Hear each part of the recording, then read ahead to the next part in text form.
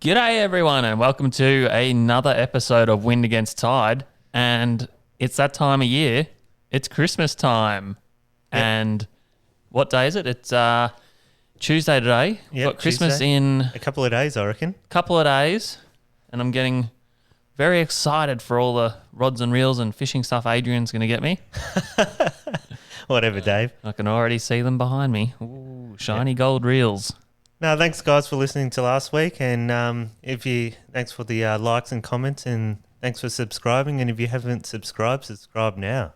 Yeah, we had bit of an uptick last week after we had Dom Gillo aboard, so really accessed the gangster followers. So welcome aboard, gangster followers. And unfortunately, this week we're following up with Joseph Fernand. Yeah, we got Joey back. Joey, welcome back, buddy. Yeah, thanks for that introduction. I'm actually really excited to be here today. I did not sleep last night thinking about how much fun we were going to have on this special Christmas edition of Wind Against Tide podcast. Well, look at us. We've got wacky hats on and everything. I just don't know what to say to that, Joey. I've never had anyone so excited. I was excited at 4 a.m. 4 a.m. I was like up. I'm just like, oh my gosh, we've got podcasts with Dave and Adrian today. It's going to be so exciting. I'm looking forward to talking about Christmas stuff and fishing about Christmas, and most importantly, Christmas food. Tell me, boys, what are some of your favourite Christmas foods that you have organised for this Sunday's festive season? Well, I haven't organised anything because I'm secretly hoping Adrian's going to score me a bunch of fresh seafood like he does every year. I love that. I love Adrian's fresh seafood connection. Yeah, I've got some good connections in the seafood industry. Normally I get a couple of cooked crays and prawns and everything. And some of the slops fall onto my plate. They do. Some of the crayfish and octopus slops. Oh, yeah. No, they're good. And kilos of prawns. And speaking of fresh seafood scraps, I remember a couple of years ago, the snapper was still going pretty good in Western Port, and your leftover lobster scraps and my leftover prawn scraps, we took them out fishing on Boxing Day, and we caught a lot of snapper burling up with all the crushed up cooked seafood scraps. Oh yeah, they love it. Fun. It's snapper love a bit of the old shellfish. Actually, apparently lobster's a fantastic bait for snapper, but oh wow, really? I can't see too many people sacrificing their lobster or crayfish for some snapper fillets. Well, they definitely love crabs, so I don't see why they wouldn't love a bit of fresh crayfish either. Yes. So. Look, I've got to be honest, if you're going to crack a few legs of lobster, I want them to be in my mouth, not on a hook. Oh my God, Joe, you should have seen the size of the spider crab I caught the other night. You're joking. He didn't even take a photo. Yeah, I was so annoyed with it. It was like the size... we thought it was like some giant octopus coming up. The thing was like this big. It had nippers like this. It did. Like actual claw nipper things. And Adrian was trying to make me put my hand in its nippers, but to be honest, they look pretty weak. They didn't look like powerful claws. No, they're not very powerful looking pincers. But yeah. Well, they were impressive, Joe. They weren't the little hook things. What's that? They weren't little. No, they were actual like proper claws, weren't they, Dave? Yeah. It must have been like a buck spider crab or something. Yeah, like a big bull. Anyway, as we know from Jonah, they've got no meat in them and they're worthless. So, yeah. Hey, I just want to share. I've been doing Christmas shopping this week, and I was thinking about a present to buy one of my cousins. Yeah. And look, he loves eating fish, and I thought I'll buy something to cook the fish in. And guys, can you believe it? Like at the moment, it's all about air fryers at the minute. You're cooking fish in air fryers, are you? No, I'm not. But do you guys have an air fryer? Nope. Nah, look, I've got a crap tiny kitchen and I don't want more appliances in there. Yep. Look, anyways, you can air fryers are just crazy popular at the moment. Everyone's got them. You can do absolutely anything in them. You can do fish, you can do beef, you can do chips, you can do any sort of snack frozen food. But it's lovely to cook fish. But anyways, my cousin, he wants me to get him a deep fryer for Christmas, and I just did a bit of research on kmart.com.au, and wouldn't believe it.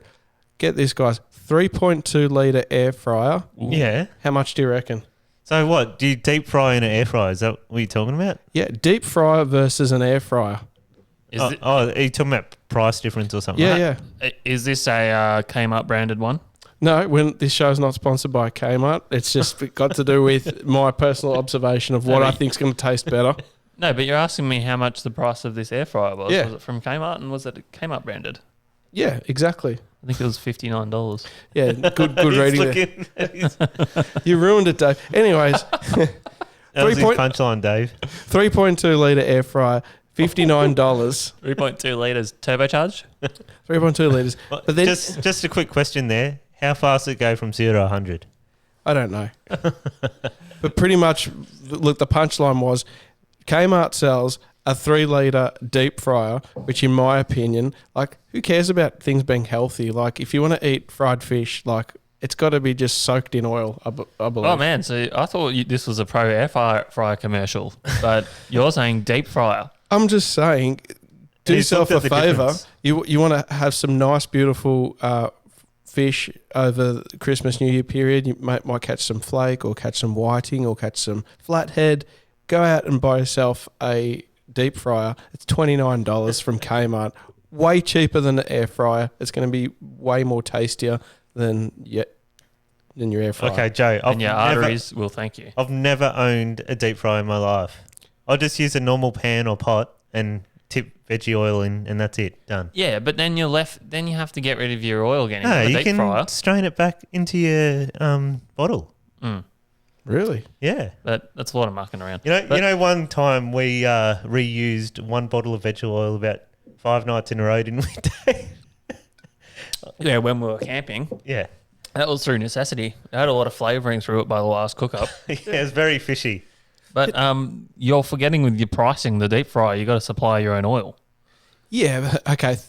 Coles vegetable oil, $3.50. Coles branded thing. So okay, what, $7? Hang You're on. still going to Hang be on, $3.50 is for a 300 300 mil. ml bottle. Yeah, whatever that You're is. talking 3 litres here, mate. Yeah, you're talking a commercial quantity, mate. Don't you have to use that hard oil in deep fryers? You can get super fry that Okay. blend in animal fats if you want super tasty fish. Okay. All right. Well, you can use your leftover car oil. No, don't do that. You'll probably die. But yeah, okay. So you're saying deep fryer, artery clogging goodness over air frying. 100% for frying fish, much better. So you talked about what we're preparing for Christmas, and is that what you're actually preparing for Christmas? Deep fried fish. Yeah, I'm going to Okay. buy myself a Kmart air fryer. I've got It's it got as a some air present. fryer now. Sorry, I've got a deep fryer. I'm going to buy myself a deep fryer. I'm going to fry myself up some fish over this Christmas season. But the most important thing, I've got to get the fish first. Yeah, well, You can't get them off us. yeah, because our fishing over the week has been pretty poor. Yeah. Adrian's What happened? kicked it off with. Actually, no, I went before you, didn't I? You went the night before me. Oh, well, after we had Dom on the podcast, he came out on the boat the next night with Brendan and we fished the primo tide at the primo part of Western Port for this time of year, and we caught 2 mid to low 4 kilo snapper over a 6-hour period with primo baits. If you look on the screen there's one of them there. There's a seagull about to, Oh, that's a perfectly timed photo. Have a look at that. about to get attacked by a seagull. So we caught 2 that size, that and one that was bigger that Brendan wound in for half an hour with all his theatrics. Yes, I love it. Really like extending the arm and oh Yeah. gosh. Extended theatrics. This is a big fish. Yes. Big fish. It's a big one, guys. I'm like, come on, mate. He's going to die of boredom, that fish. And anyway, yeah, so we got 2. And then the next night, me and Adrian took Adrian's mate Ches and his grandpa out. And You caught a big spider crab, I think. there was a boat smack on the spot that I was going to fish. So we moved slightly, but marked up some good fish again. Yeah, And we did. we ended up with absolutely 0. And I think that most boats found it quite hard as well. I think I only saw 1 or 2 other fish Yeah, caught. I think Big T outfished us with 1 fish. So. Yeah, classic. Big T, Hastings tackle. Yep. Yep. Yeah. And so that was the 2 trips I did since the last podcast. And you know what, though, I'm a bit over snapper fishing now. We've been in the throes of snapper season for a few months now, and I think it's transitional period time. And you went out looking for Yeah, something different, didn't you? Yeah, I went out of Flinders there again and went all the way around to the back beaches, Gunnamatta, and I guess searched for tuna for about 8 or 9 hours and didn't really see much. A few scratches on the screen. Didn't really give me high hopes, but I know there's quite a bit of fish off Barwon and off the rip there. So I thought, they might be a chance off the back beaches, but... Oh, you'd think you'd be a very good chance. Yeah. I'm sure there probably is some through there somewhere, but, it's finding a needle in a haystack sometimes. Yeah. Well, basically, I was the only boat out there, so it's not like I'm a bird chirping to other birds saying, here they are. Yeah. Did you see many mutton birds? No, nothing out there. Yeah. So that makes it hard too. Like, What, don't you have a radar on that, Tinny? Got everything else, Joe. I'm surprised. It's kitted out with everything. I thought you could just radar up a couple of gannets, Well, there was quite a few gannets and terns working on bait balls, but nothing really under them. A few seals and dolphins, but... Yeah, I find that when the gannets and stuff are on bait balls, they're a bit bigger bait, like pilchards and stuff. Yep. And often that's not what you find the smaller school tuna on. They're on the little white bait and stuff. So I can't really recall pulling small fish locally out here off those bigger bait balls. No, I don't think we ever have. They've always come off like one bird or just mutton birds sitting on top of them. Yeah, a lot of mutton birds and stuff, but it's just, different type of setup happening. Yeah, there's normally like 1 or 2 terns just hovering over the school and that's about it. Look, how exciting is local tuna? They're like, there's nothing better, especially this time of year, you can be in shorts and thongs and a singlet and casting at tuna. Like, that is absolutely world class. I wanted to come back so bad. Oh, it's pretty much, It's here, very Joey. close, Joe. It's very, very close. Here. It's But, close. it's great when you've got a heavily pregnant wife and you're not allowed to drive anywhere further than an hour away from your house. It makes it really good. You can access some fantastic fishing. It helps when you live by the boat ramp. Yeah. In fact, last year, actually earlier this year, we had our wedding, and the night before my wedding, at 4 p.m. we put the boat in the water. Yep. And we went out and we caught a bunch of tuna on poppers. Yep. And back in again for all the pre-wedding stuff. They were good fish as well. They were like 25 kilo that day. I remember that. Fantastic. So with your tuna fishing, you did some beach launching, Adrian. Yes. It's always fun times seeing what you see at Flinders, because it's a beach launch. It's not an actual ramp. So because I've got a full drive and just a little boat, I just kind of ram into the water and water's coming through my doors and that's about it. But what I did see... Oh, good. Yeah. But what I did see when I came back in was like a boat blocking the entrance onto the beach because it'd fallen off the trailer. So here's a picture here.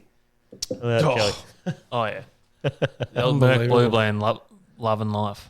Yeah, so I went down there and I filmed some stuff. So I'll show you a bit of what we saw there.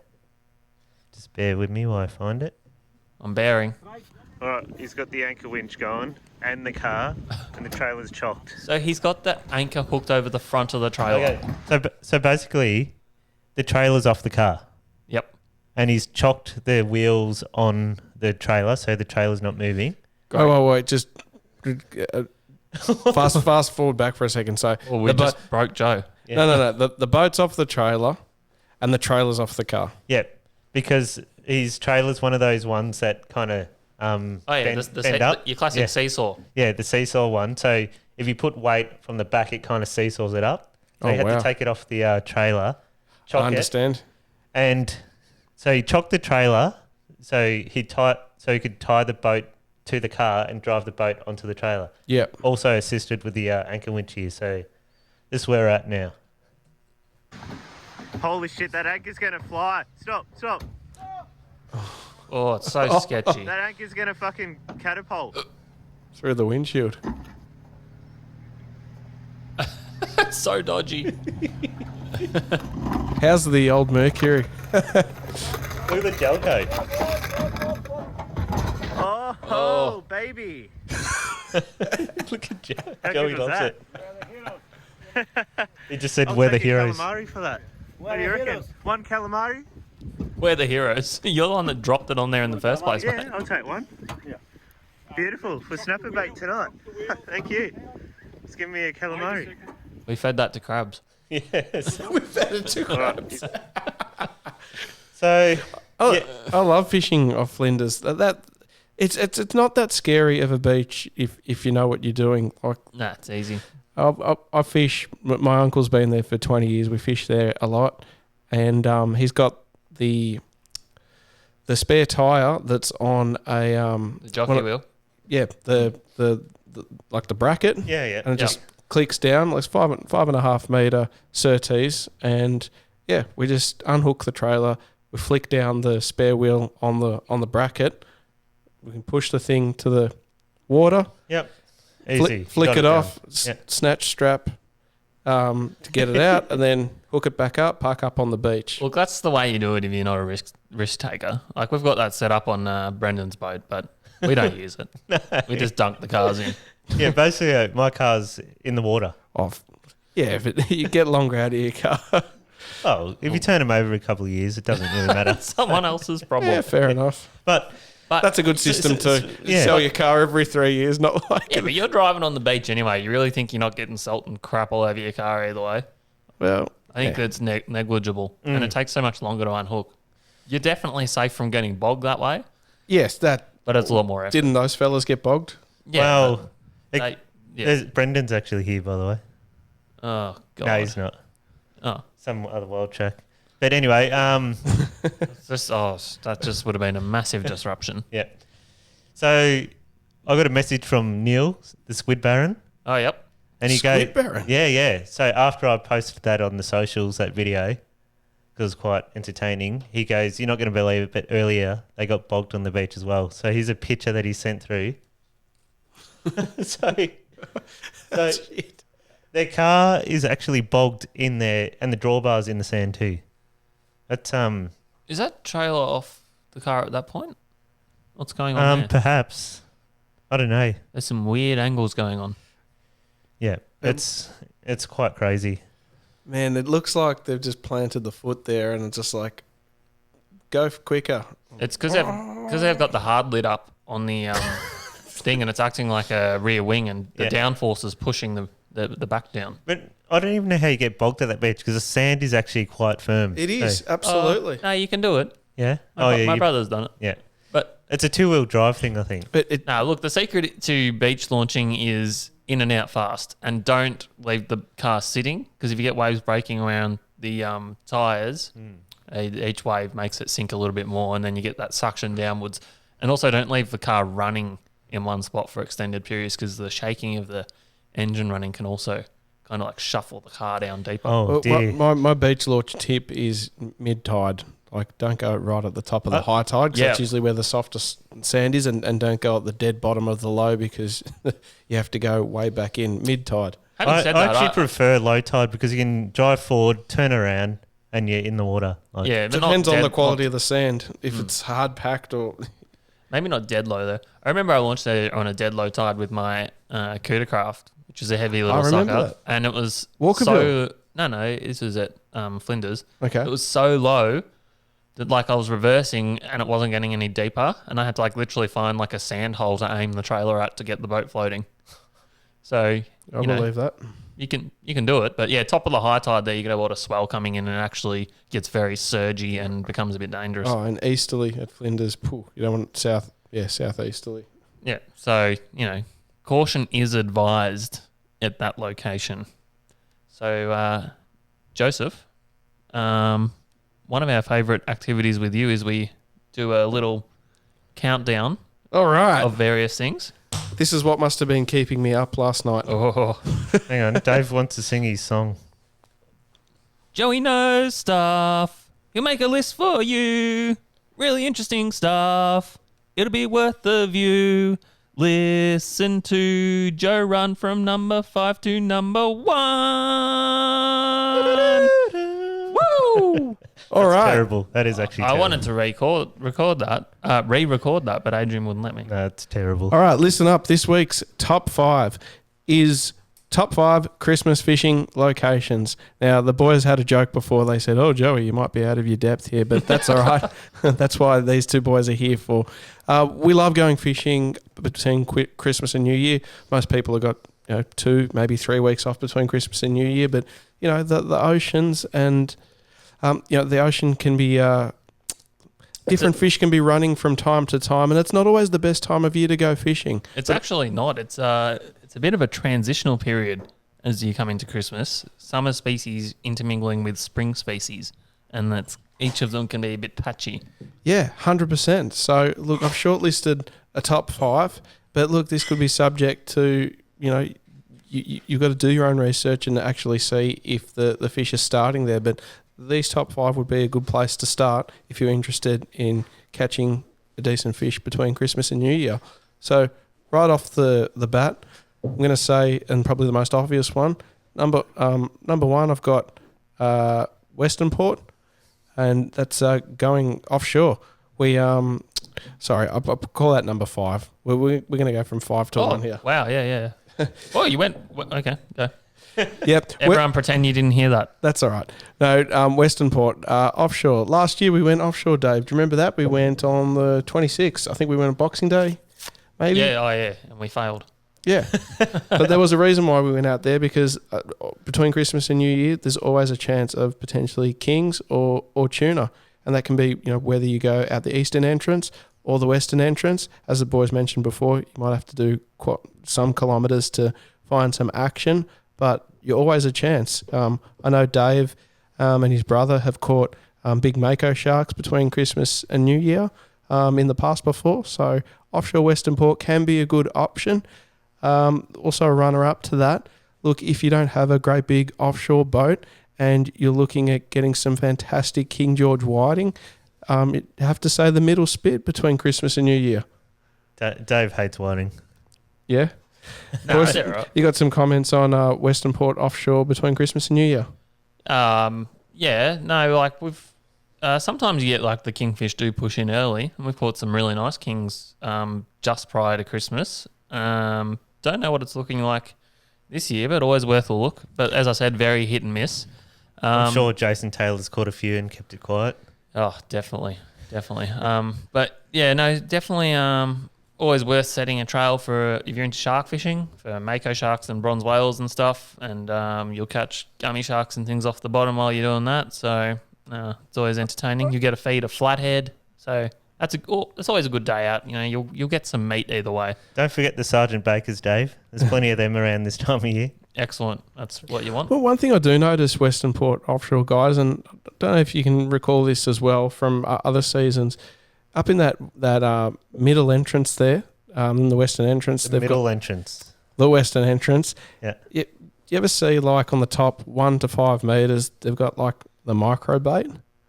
Yeah. Oh, yeah. So the tiny little micro bait, and sometimes at this time of year between Christmas and New Year, they're these tiny little white micro baits, and they litter the sounder from sort of 1 to 5 metres. But then you'll see yakkers and mackerel and salmon push in on that, and sometimes when that happens, that's when all the other predators are around.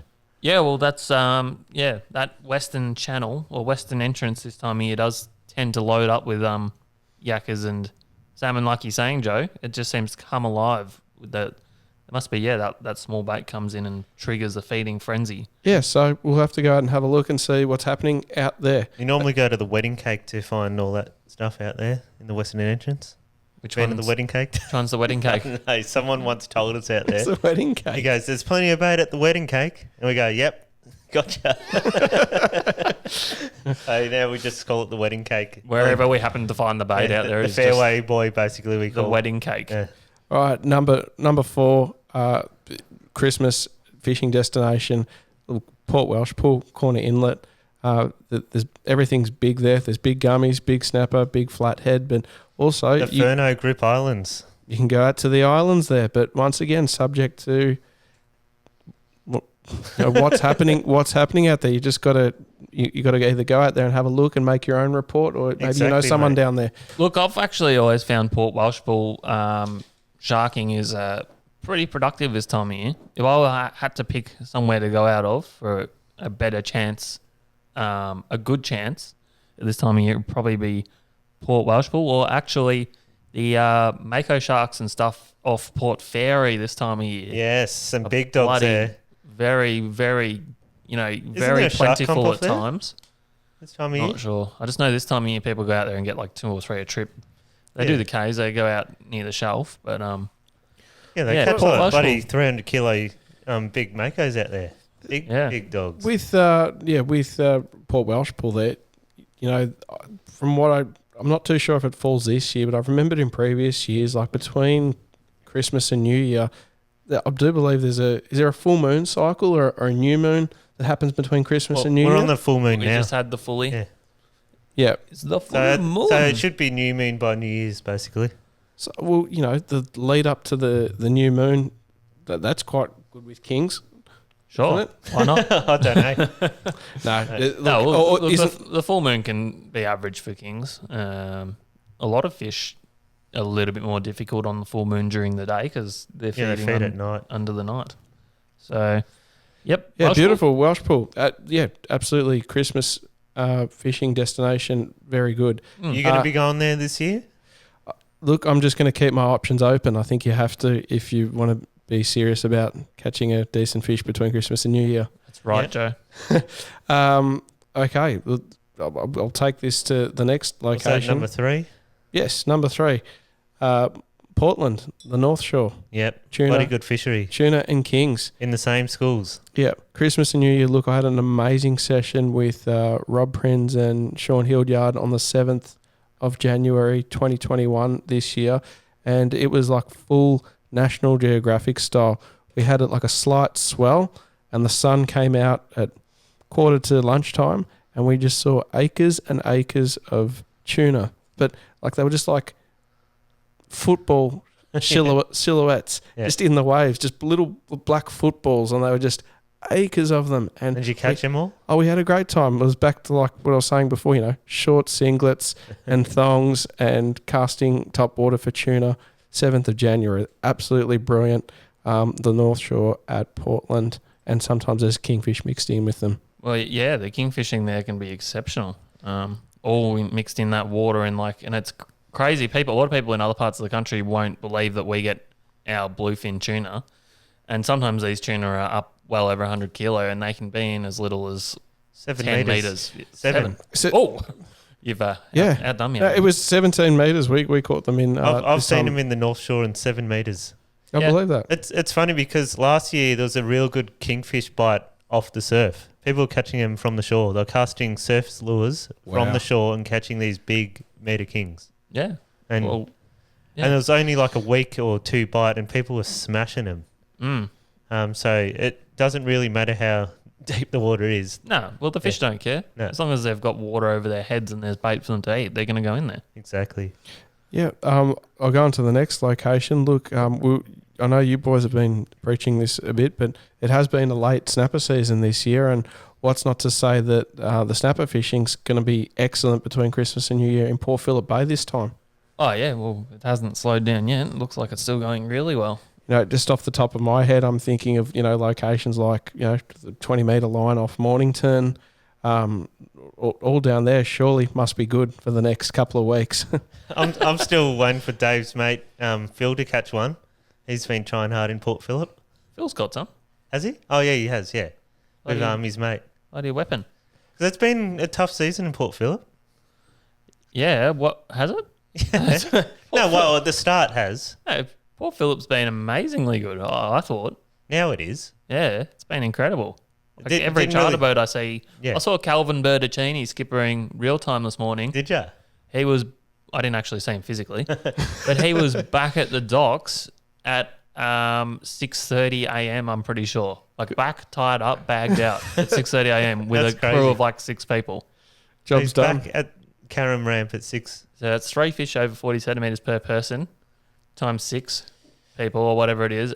All done, dusted, back tied up again by 6:30. So there's a bit of confusion with these sizing rules. So you're allowed 10 snapper, right? But only 3 over 40 centimetres. Yep. So if you catch 3 over 40 centimetres, is that your bag? Or are you still allowed to catch 7 more? No, you can catch 7 under 40 if you Okay. can locate a tiny school of fish. Yeah. It's pretty Because you uncommon. often see some of these charter boats with like stacks of fish, and there's only like 3 or 4 people on the boat. Yeah, So it's a good look, isn't it? yeah. No, Well, it's- I get that it gets some customers, but what do you? What going off on a tangent here? Like it looks pretty horrible. Just absolutely. a pile of dead fish piled on the floor. I'd rather a couple of good quality. I guess people holding some nice quality fish. Yeah, Just a couple of them a day, and but apparently it does bring them in the bookings, which is yeah. kind of unfortunate. But Seasonal business. Well, we're gonna put this as number one, and it's kind of a smoky, but I've made this number one because out of these top 5, this is your chance of potentially catching the biggest fish. you got me really confused because you started counting one way, then the other, and then you've swapped back again. Yeah. So what are we up to? Number 2 now? No, we're up to number 1. Oh, Oh, so Port Phillip was number 2. That was your number 2 destination. Yeah. in he summer. said number 4 or had it as Oh. number 4. Okay. Yeah. No, we're going to go this way. It suits me just fine right now. All right. Number here we go. 1, and I'm going to say Marlin, Jarvis Bay. Jarvis Bay. Jarvis Just Jarvis Bay. You're just calling it JB's Marlin, That's where the location. bite is, guys. Marlin, Jarvis Bay. Just a quick story. This year, a good friend of mine, Sean Hildyard, he's up doing Marlin. First time he's put his boat into Jarvis Bay, and he caught 2 marlin within 40 minutes of launching, and then he woke up 4:30 in the morning, caught 2 marlin fairly quickly, and then somehow got a text message that quickly come and put the boat back on the ramp and flee back to Victoria because the New South Wales COVID cases were going up. Yes. Oh, so that was last year, was it? Or this year? This was this year, 2021. But Oh yeah, this year is this year. Yeah. I've already moved on. Yeah, same. Yeah, all right. But Well, yeah, there was always a chance of getting a marlin on that south Weren't coast of we New up South there Wales. when that happened? we were up there in March. No, late Feb. Oh, yeah. And we were up there, yeah, and it was just starting to get bad. Yeah. And also, what I'd like to ask you guys, what's your marlin plans for 2022? Well, if I can, You got a baby coming. You're not marlin fishing. Let's be honest. if I can go marlin fishing, it'll be quite the miracle. So I'll literally have a newborn. But there was discussion about this, me and Madeline, the other day. Oh, so wow. There's got to be some forward Lines planning. of communication are open on that one. Adrian's going up there for Yeah. 2 weeks or something. So as soon as the marlin bite's on, doesn't matter where it is, Burmese, Eden, Tartara, JB, whatever. Naruma. Joe No, said I won't it's, go to Naruma. Joe said it's going to be JB. Yeah, well, he said You may as JB. well book now. No, well, whenever it is, whenever there's a hot bite, whether it's at the end of Jan, start of Feb, I'm going to take a week or 2 off, take the family, and I'm just going to take the tinny, try to get one in the tinny, and be glorious. That's about it. Unreal. So all your refrigeration customers around then can expect that there's been a delay in supplies of materials. Oh, no, I'll be locked down. Yes. Sorry. There'll be some sort of excuse along those lines. Oh, Look, yeah. 2022, we've clocked up quite a bit of annual leave, keeping a full-time job during COVID. I'm hoping to catch my first marlin in 2022. Oh, wow. Oh, Joe, we've come so close, haven't we? Yes, I actually hooked up to a marlin 3 or 4 years ago off the rigs at Lakes Entrance. Yeah.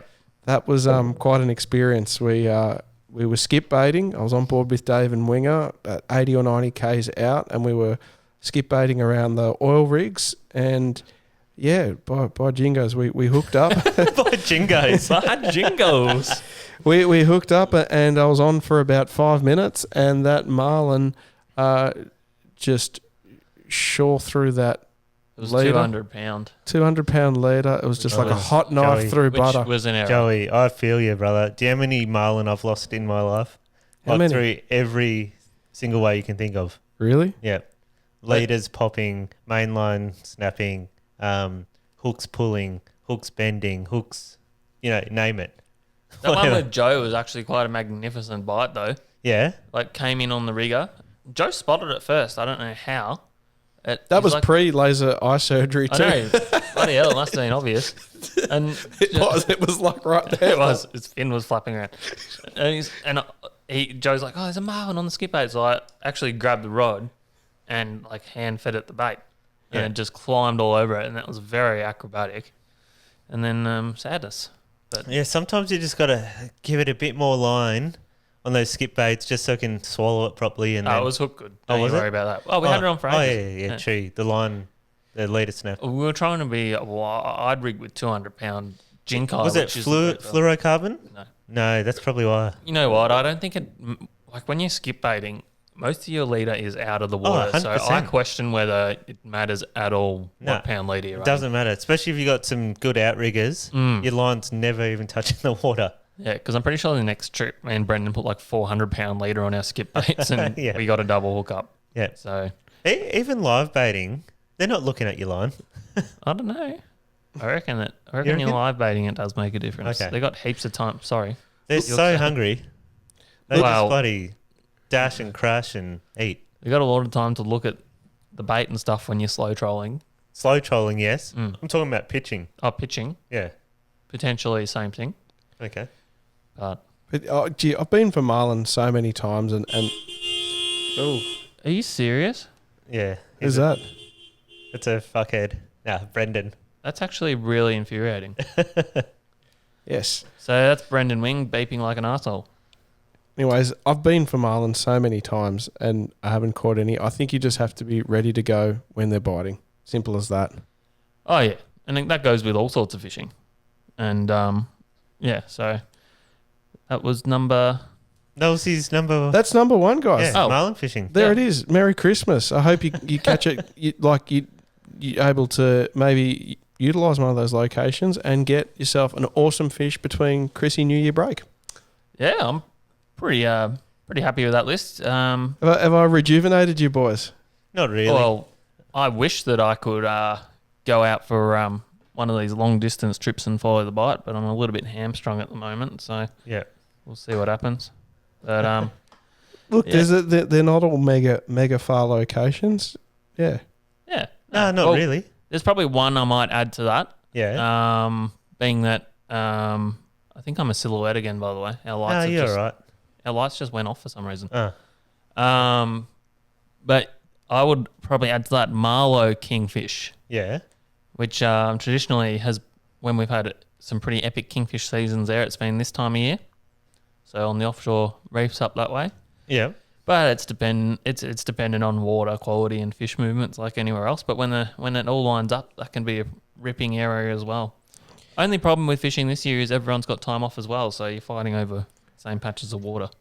Look, I don't know if it's something you guys cover on this podcast, but who's got rip charts going here? I used to. Oh yeah, I had a friend of mine show me some rip charts yesterday, Yeah. and yeah, that would be something really cool. Yeah. Maybe for awesome. next time, Yeah, well, you can subscribe and pay for it, and I'll just look at it. or even better, just get my mate's login. You know what? It's probably not even worthwhile if you're only doing like one marlin trip a year. But if you're chasing the whole east coast and the marlin, I think it's well worth it. Oh, definitely. There's the Yeah, fisheries that agreed. it's super useful for are marlin. And tuna off there as well. And I think, tuna up the east coast Yeah. especially. You can see all the eddies. and Massively water dependent coming in. on water movement, Yep.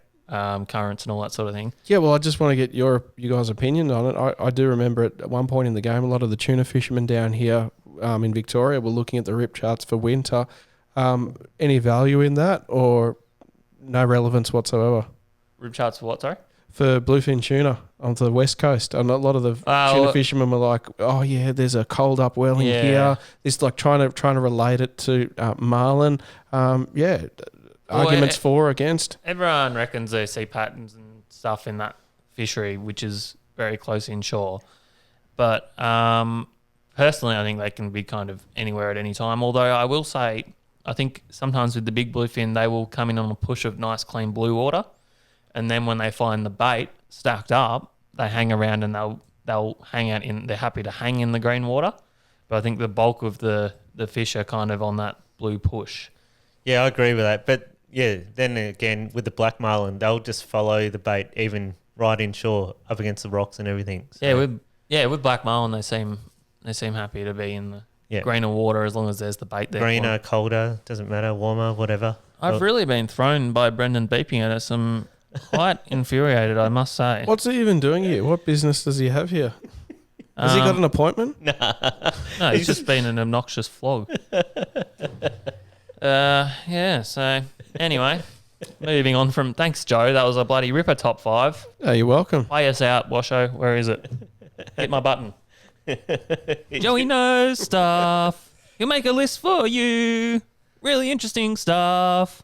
It'll be worth the view. Listen to Joe run from number 5 to number 1. Woo! No, great list, Joey. Great list. There you go. We'll see you next year. Oh yeah, I suppose you're not coming on next week. We've got one episode to go. But yeah, well, I might run through the little since we've kind of done some kind of fishing reports. We'll do the whip around, Adrian, where we whip around what's been going on in the last week. I love a good whip around. Listen to what reports you've come up with. All right. Well, we've got Portland tuna, bluefin tuna in big schools, and the odd kingfish starting to filter in. So I know Matt Seeney from Real Time went down there and caught a whole heap of tuna last weekend. So that summer tuna fishery and close there is definitely started. And the same thing very close to home here at Barwon Heads, and I've heard even in the Rip and even in Port Phillip Bay there's been bluefin caught. And as I think we mentioned last week, but that's just sort of thickened up. And small kings amongst that, which you quite often get those small rat kings even mixed in with those tuna schools, and they'll eat a toad lure as well. Oh, yeah. They seem a little bit more happy to eat a toad lure than they're smart. Those rat kings always eat your tuna spread, so I don't know why. When they get bigger, they get too smart for it. Yeah. Which is annoying. Yep, and snapper for the 25th week in a row. I can tell you Western Port and Port Phillip has snapper in it. Western Port, as you've seen from our reports, seem to be sucking a little bit in the last week, but who knows what's going on I think there. it's just because we fish the same marks all the time and we just expect it to produce, basically. Now, I'm going to put another spin on it. I'm actually really excited about snapper. I had a great trip last week at Port Welsh Pool with Brendan. I think there's some big dogs still to be caught. I would love to head back to Port Welsh Pool on the next opportunity that I get. Yeah, well, Port Welsh traditionally runs a little bit later than our season. Port Phillip goes on for ages, but Western Port seems to be pretty much all over by about within the next week or so. But Port Welsh will definitely be very good into January and beyond for some big fish. Big dog season's still good there. Yeah, so that's definitely worth a trip. And if it's, like we were talking about before, there's plenty of sharks, and the kingfishing there at the offshore islands can be amazing. So hopefully that fires up soon as well. The beaches at the 90 Mile in Victoria's East still producing heaps of bronze whalers for guys sending baits really far off the beaches. Yep. And there's been some incidental juvenile great white captures there, which happens all the time. So these guys identify them as great whites and get them back and going as quick as possible. Because obviously if they were to target those fish, it would be highly illegal. Quick question. You've been on that 90 Mile beach trip before, Dave? Were you with Brendan and Finn? Yeah, I was on the 86th mile. Oh. Yes, Joe? Yeah, cool. Oh, yeah. No, I just wanted to, that's cool. No, I think we talked about that last week. So, we did. But so unfortunately, you can tell that Joey you don't doesn't watch our show. Yeah, he doesn't listen or watch. And then I got another report from the deep south. But I think what we might do is try and call this person and get a bit of a first hand. Oh, I can't wait to hear from this gentleman. Yeah, so it's probably... Do we give him a try now, Adrian? I can try him. So... If he wants to answer. Look, if he answers, he answers. I'll start talking about what he's been up to. So, Jonah Yick, who's quite often chatting to us on the podcast and sending in questions, which we thank him for. He went for a bit of an exploratory mission off the deep south of Tasmania out to a place called Matsyker Island, which is, I think, about a 50 or 60k steam. Yeah. And from I think it's a place called Catamaran, which is the ramp that he goes from. I've been there with him once, and he's not answering. He did have a dentist appointment. Maybe they're pulling some teeth out. Maybe. Anyway, the really interesting thing about that was, other than the fact that he caught a whole heap of striped trumpeter that Adrian will get up for us to These ones? check out. Yeah. Oh, look at that. Whoa.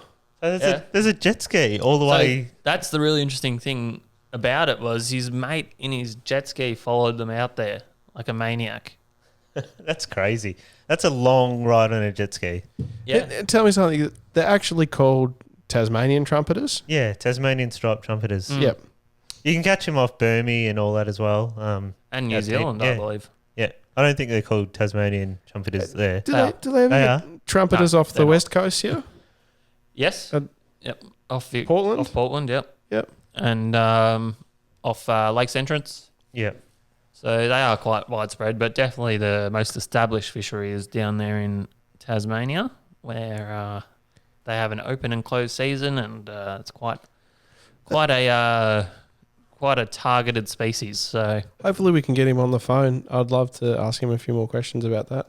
yeah, I tried to catch him with him down there once, and he wouldn't let me because apparently it was closed season. I was like, I just want to look at one. For a striped trumpeter? Yeah, Are you kidding? yeah. For a pelagic, deep offshore. They're not pelagic, but yeah. Well, they follow the currents, don't they? Do you know what pelagic means, Adrian?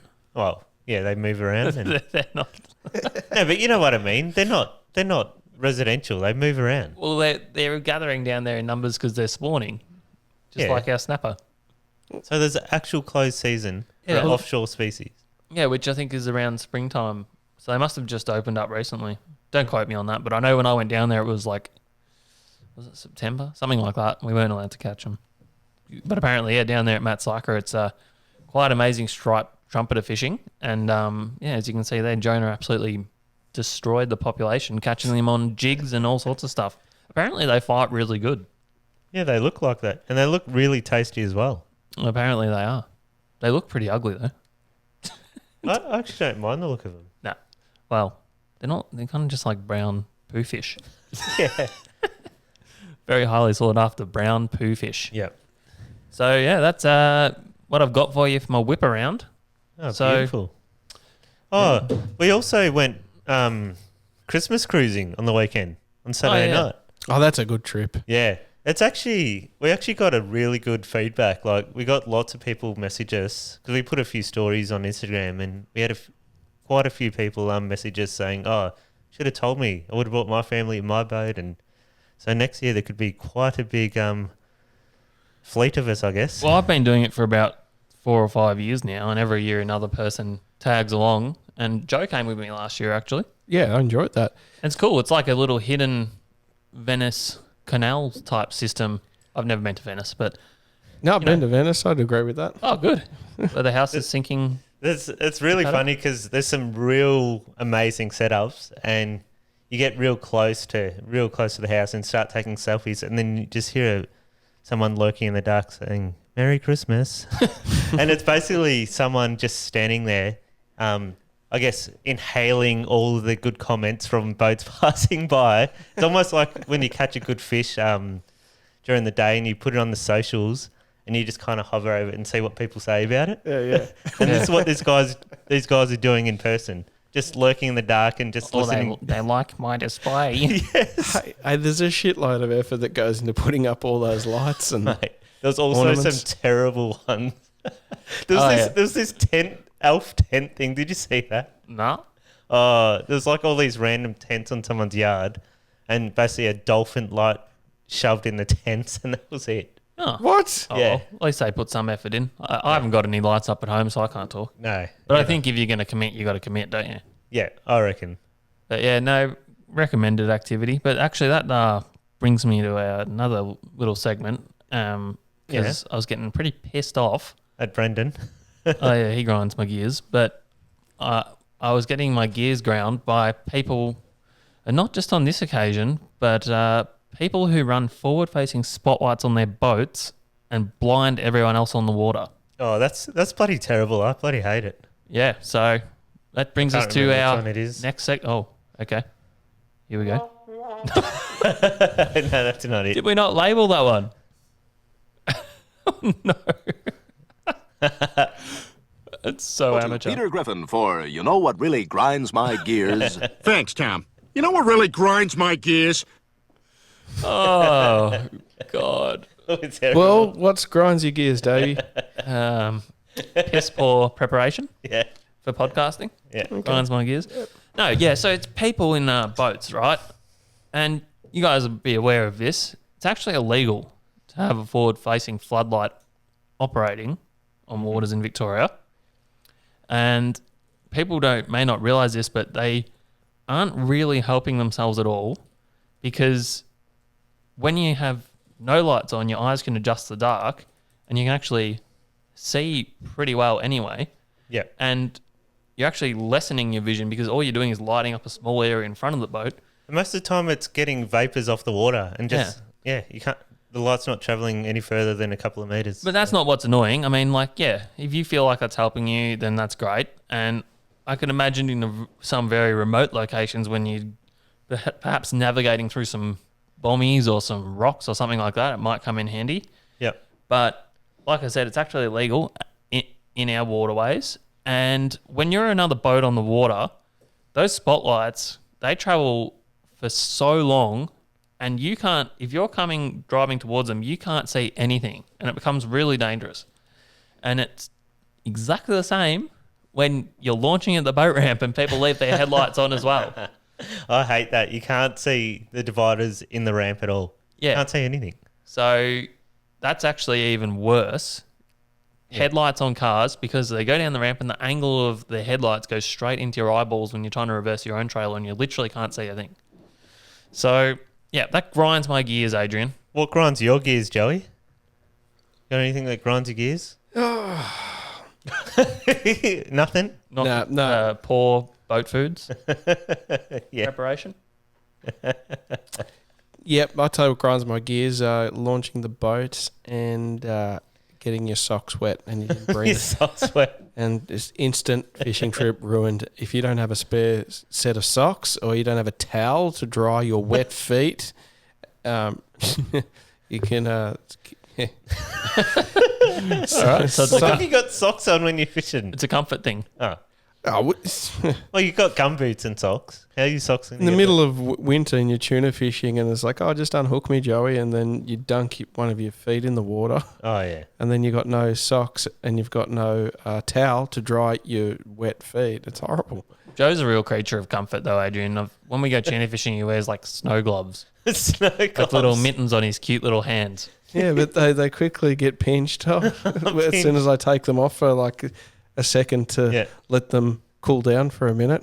Yeah, well, I have seen them in Brendan's car, actually, but I don't think he actually wears them. I think he's just hiding them from you for fun. Brendan, they wouldn't even fit Brendan's hands. You've seen the size of his hands? They're like giant. They're trowels. Yeah. Human trowels. Yeah. But yeah, it would be pretty impossible to do any sort of meaningful fishing activities while wearing those gloves. But lucky for Joe, he's not there for the tackle prep or anything like that. So It's just for travel. They're travel gloves, Davey. So, when it's time to fish, the gloves come off. When it's time to Right. travel, the gloves come back on. when it gets down to the business of winding fishing, those gloves get whipped straight off. Yeah, exactly. Exactly right. Fair enough. Anything grinding your gears, Adrian? Yeah, just that there's no fish in Western Port, and I can't catch them. That's the only thing grinding my Told you, gears. you've got to go to greener pastures. It's a You little, reckon? You reckon I got to look for greener grass? You reckon? Greener pastures. The pastures of Western Port are not the best at the moment. their pastures well travelled, unfortunately. It's sometimes, yeah, anyway, it's not great at the moment, but No. that's all right. Hopefully it picks up for everyone who's going to get out of the holiday break. Oh yeah, But yeah, so I reckon there's only one thing left to do, Adrian. yeah. And that is to check out some of our viewer questions. Oh yes. Oh, goody. And we're once again going to pick you might not know this, Joe, because you don't listen to our podcast, but the thing we do is we pick out the best question and then we give them a prize pack of immersion apparel clothing. Oh, they get a prize pack now. Yeah, we Wow. Okay, bundle up some immersion hoodies and caps and t-shirts. Been doing that for weeks, so you clearly don't listen. No, well, like last time I was on, there was no prize pack. Okay, so you just listen to the ones you're on. He doesn't even do that. All right, well, all right. So we're gonna go through some of these questions. I want you to listen and pick the one that you like the most. Okay. All right, we've got one from Jonah, like we do every week, and Jonah's pretty much not getting a prize back ever because I've given him clothes before, and if he's nice to me, I might give him some again, but it won't be for a prize. So Jonah's written, Dave appears to come across quite fearless when fishing a lot of the time, regardless of the weather or the distance offshore. What is the worst weather experience you've had when fishing, and have you ever feared for your life? Well, it seems quite targeted at me. Well, actually, I can think of one. One year I was doing the Blue Water Shimano Classic with Rodney Gillum. Yep. It's just me and him fishing it that year in his 7 metre extreme. Pretty big boat. Yeah, it's a big boat. You wouldn't be very scared in that. No, but unfortunately, day one, not one single trailer boat launched. So Rodney goes, "Oh, we can get one up here in the trailer boat section." And And how rough unfortunately, was it was, I guess, 3.5 metre swells and 20 to 30 knot winds all day. Oh, is that all? So we get out to the shelf and we actually hooked one almost straight away. And we're actually, while we're on a skip bait and while we're fighting this fish, we're surfing down waves, like actually skidding down them. And it was just scary as hell. Even in a 7 metre boat. Mate, when you're surfing down waves without even powering, you're like, what the hell?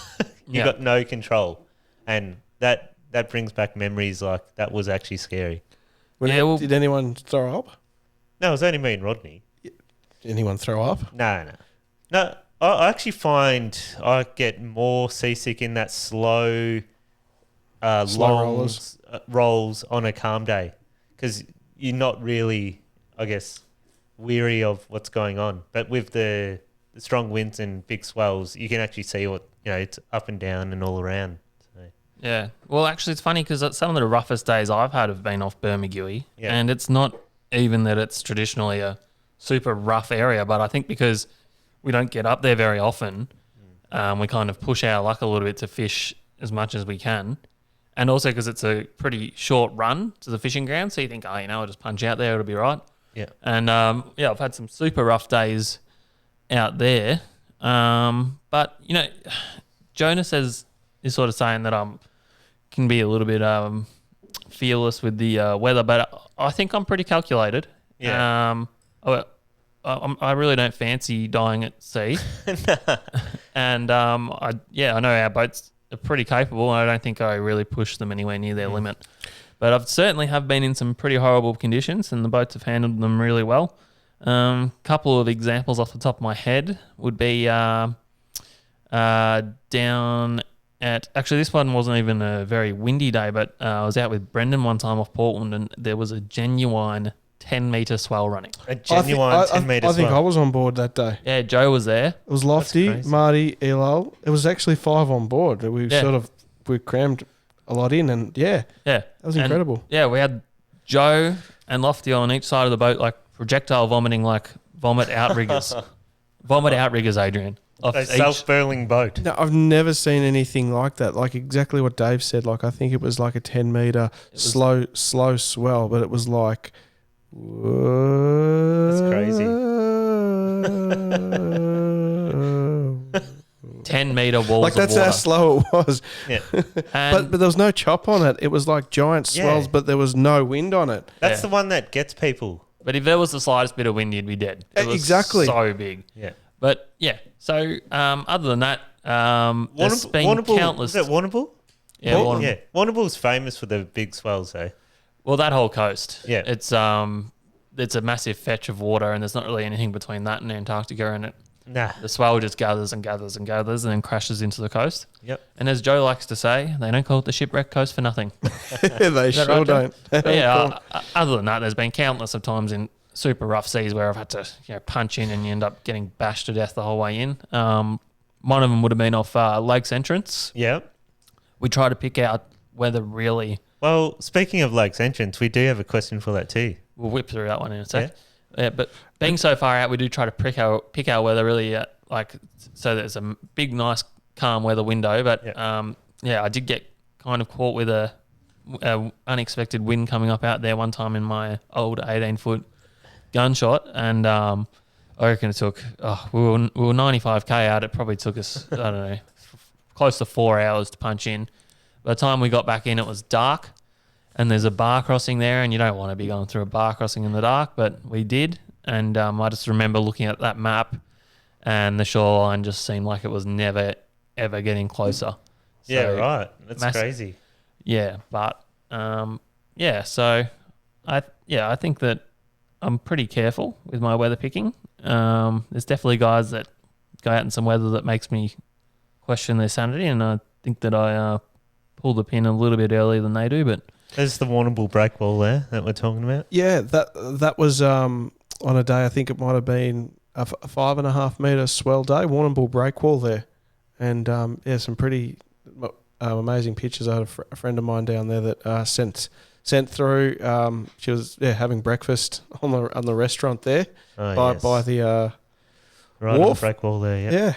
yeah, Absolutely awesome. that breakwall is not actually solid, so the waves tend to roll under it a little bit as well. So those boats that are on the moorings there can cop it at times. But so moving on. Next question comes from Fishing Nana on Instagram. So thanks for sending this one in. I'm a lazy Western Port Bay fisherwoman, but was thinking, would it be worthwhile when snapper fishing in choppy conditions to have a rod in the rack with a soft plastic attached just off the bottom to jig around as well? Have you fished soft plastics for snapper in Western Port? Adrian, have you?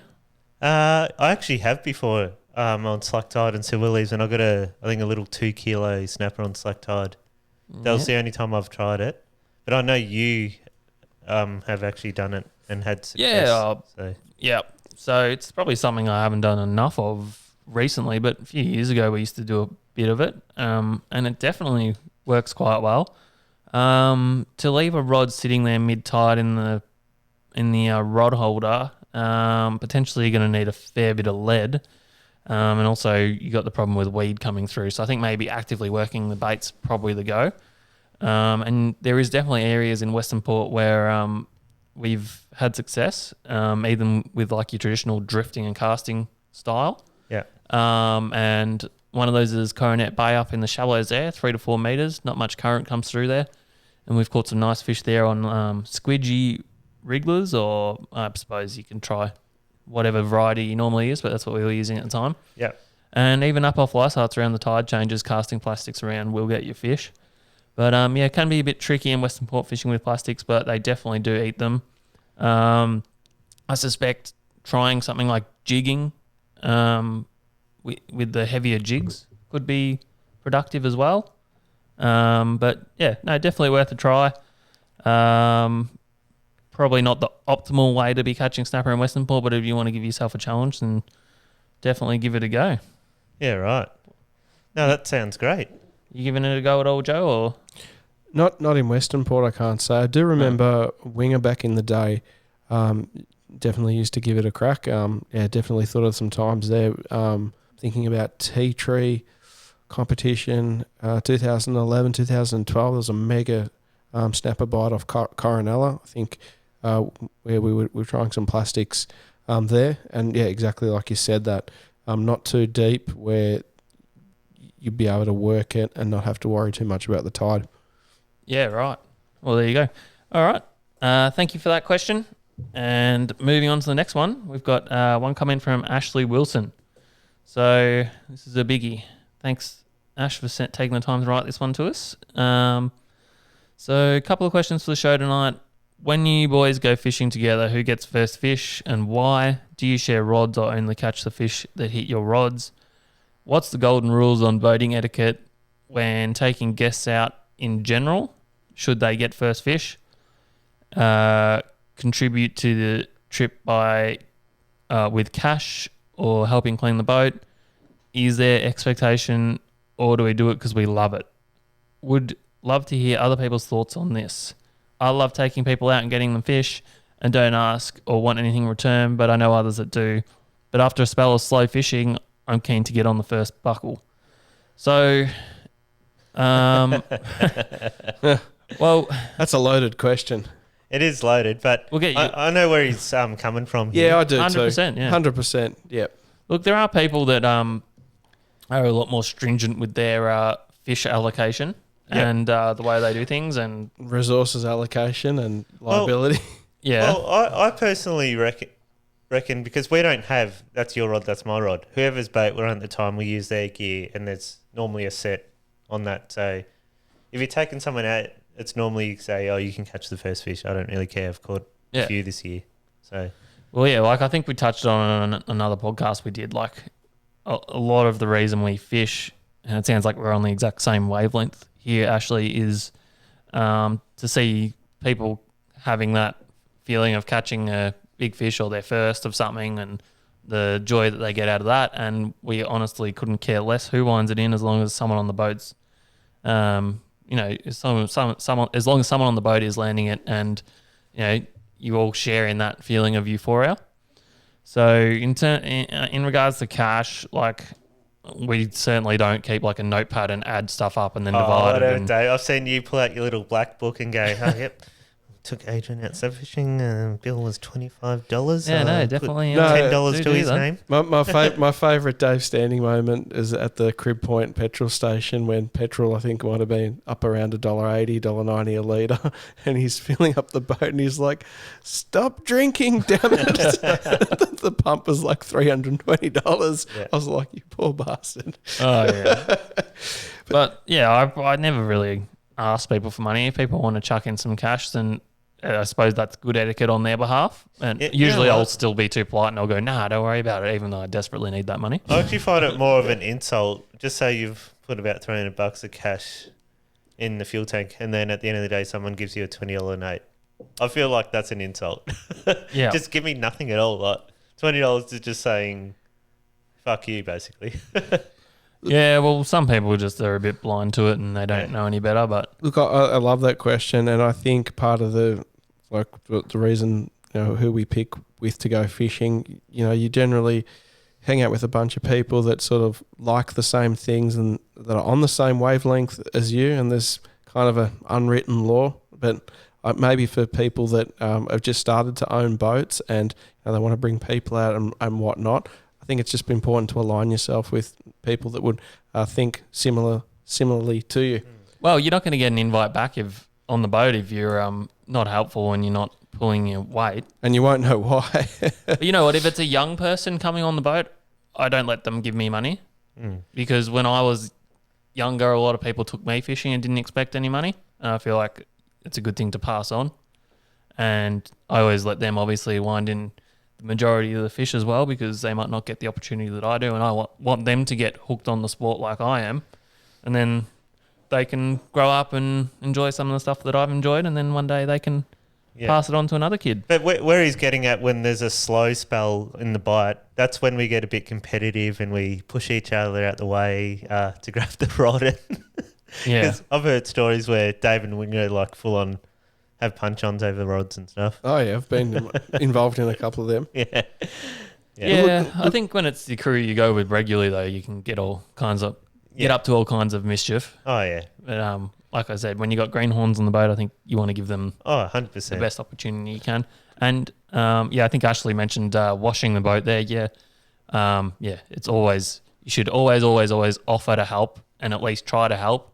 Most of the time, I know with myself, like I know where everything goes and I got methods to everything I do. So That's right. I'm usually pretty happy to do it myself, and I'll just say, don't worry about it. Or, if you live further away than I do, I'd rather you get on the road and not be completely stuffed and driving tired. Well, everyone has a certain standard how they like washing their boat at the end of the day. So when you kind of help, it's like they're going to redo it anyway, basically. Yeah, well, I've got a great tip. And I know you're very particular about the way that you clean your boat, Dave. But what I at least try to do in your situation is, okay, if we clean the boat, I'll help you empty it because take the stuff out because I know you take it out to give it a good wash. Like even that might make a 10-minute job down to 5 minutes. Yeah, well, it stops me climbing in and out 100 times. Exactly, passing the gear over. So yeah.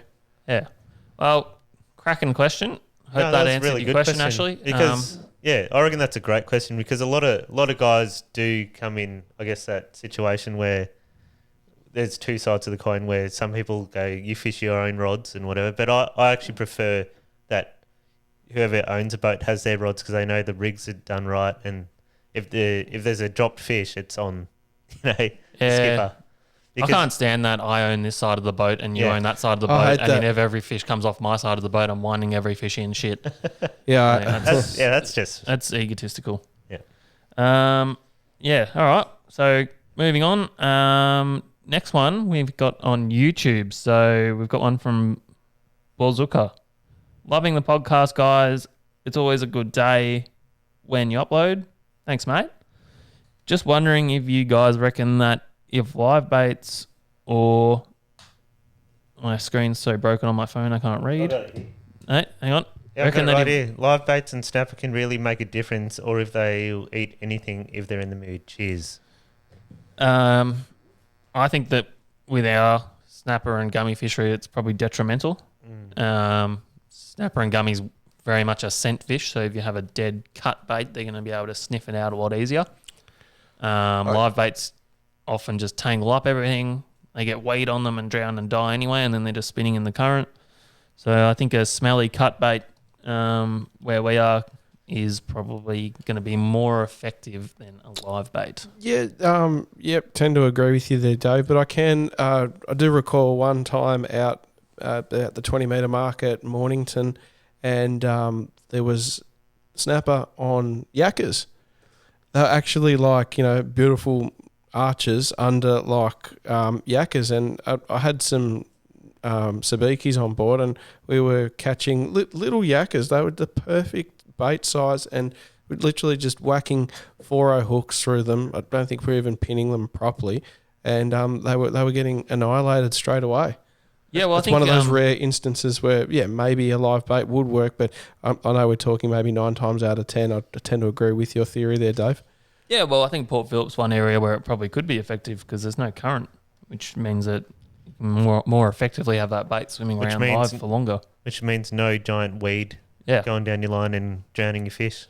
Yep. No. So, yeah, I hope that answers your question. I can think of another. Do you guys seen that famous video, Matt Watson in New Zealand, where they put the big live salmon on and the snapper just comes in and crunches the the salmon? That's a pretty impressive video. Yeah, but I don't know how applicable that is here because their snapper even seem to be a different genus nearly. They kind of look a bit different to our ones, and they seem to eat giant, really big baits. Yeah, they eat whole albacore as well. Do they? All right, final question. I know we've been running for a while, guys, so sorry about that. But final question, and I think we'll probably finish up for today's podcast. But Simon Webster has sent us in a question on YouTube as well. Hi, boys. As you fished for swords out of Lakes Entrance, what advice would you give to novice fishers wanting to venture out for the first time? How do you prepare for the trip? What weather forecasting are you looking at prior? What dictates a go or no-go on the day out? We are based in Bairnsdale, so nice and close, but not used to assessing weather that far out offshore. Any other tips greatly appreciated. Cheers, Simon. Adrian? Well, for starters, I start on Med-Eye. Yeah, Med-Eye is the one. Yeah. Because you can see your offshore predicted winds, I guess. Or windy. And you can check the east coast where most of the weather comes from. So you can see Green Cape and whatever, and if there's wind around that corner, you know you're going to get wind in the afternoon off lakes or whatever. Yeah. So. And it's location-based forecasting, so you can see the exact area where you're actually, because you're going 100k offshore, so you can't trust a shore-based forecast for Lakes Entrance because the wind's often behaving differently there anyway. So you need to look at where you're actually travelling to get the forecast for there. So Bomb Med-Eye is a really, really good one. Or also there's an app called Windy, and I think Windfinder also offers that similar mapping where you can see exactly where the wind's coming from, what direction, and get a wide view of the area to see what's coming. Yeah, you got me onto Windy. It's really, really great. The images and the color grades of the weather forecast. It's good. Yeah. Oh, we're very lucky these days with the weather forecasting we have. But the other thing I do is I make sure there's a pretty damn good weather window just in case that forecasting isn't 100% accurate. So I want a pretty big bit of leeway before and after the time I intend to be on the water to make sure I don't get caught by any fronts that come up a bit earlier than they're supposed to. Yeah, that's great. That's great advice. And look, I think with the sword fishing as well, you know, for the amount of resources that go into putting your boat in the water and travelling such a far distance, you know, that's great. You live in Bairnsdale, it's you might be more lucky to go out on a shorter weather window, but most of us travelling up from Victoria, if we're going to throw hundreds of... You mean Melbourne? in Melbourne, hundreds of dollars into the boat. We want to fish the full day and get the maximum benefit out of all those resources. Good call. All right. So the other thing about Lakes Entrance, just to finish on that one, is there's a really notorious bar that you have to go through. So definitely get your head around that one before you go through it, because there's been a couple of really near calls in the last couple of seasons. People haven't completely understood it and they haven't been prepared to turn around when they should have. Especially when you're launching at 3 a.m. and there's no light. Yeah. People are still just like, I need to get on that shelf. Yeah. First light so I can get the first bite. Pretty silly. And we have in the past gone there, looked at the bar and turned around. Yeah. And you got to be willing to do that, because it looks worse when you're in it than what it does when you're looking from afar. So if it looks gnarly, then you really need to be thinking about. And if you're on the boat looking at it, make sure you turn around well before you actually get sucked in, because that current is ripping through there. Yeah. So for that one, you want to be looking at the local ports website, the Gippsland ports website, that is, which will give you graphs of when slack water is for the bar, the entrance there, and it'll tell you what the current's doing and how quick it's running. Yeah, the problem is if you've had heavy rainfall, water's always moving out. Doesn't matter what the tide is, water's always pushing out. Yeah, which we found last year. It was even on an incoming tide, which is normally when you want to be going over that bar. There was so much fresh water pushing out of the system that it was just making the bar pretty impassable through the whole tidal flow. So, get your head around to that one. Probably don't cross it in the dark unless the conditions are absolutely primo and you're really confident. And be safe. Make sure your boat's up to scratch and carry all the right safety equipment. That would be my tips. No, good one. So that's all our questions. I reckon we pick our favourite one. Well, I reckon Ashley Wilson's one was bloody great because it's good. Yeah. That describes two sides of fishermen. I guess shows two sides, and we pick one where we let other people wind in fish, and don't have your own side of the boat, don't have your own rods, but I'd agree. I'd agree with that. Yeah, not bandwagoning, but I genuinely love Ash's question as well, because I wish I had $1 for every time I've had somebody bitch to me saying, I took such and such out and they didn't contribute to a trip. It's an unwritten law that is not spoken about, nowhere near enough. Yeah. So, Ash, I'm calling you Ash because we're good mates. I'll shoot you a message and we'll get your clothing size and we'll put a pack together and send it out to you. So thanks so much for writing in. Thanks to everyone who does write in, and keep them coming because we've got more stuff to give away. Yep. And if you want to, as Adrian said at the start of the show, like and subscribe to the YouTube channel. It helps us out massively. And smash that like button. Oh, wait. I've got a pre-recorded thing, so I just ruined it, didn't I? No, it's all right. Nah, we'll do it anyway. Anyway, thanks, guys. That's another week done and dusted. Thanks, guys, for listening. Merry Christmas. What's up, you bloody legends? Thanks for listening to Wind Against Tide again. That's it for another episode. Please like and subscribe to our YouTube channel. You'd be doing us a massive favour. Thanks, guys. Stuff you, Brendan Wing, you beeping wanker.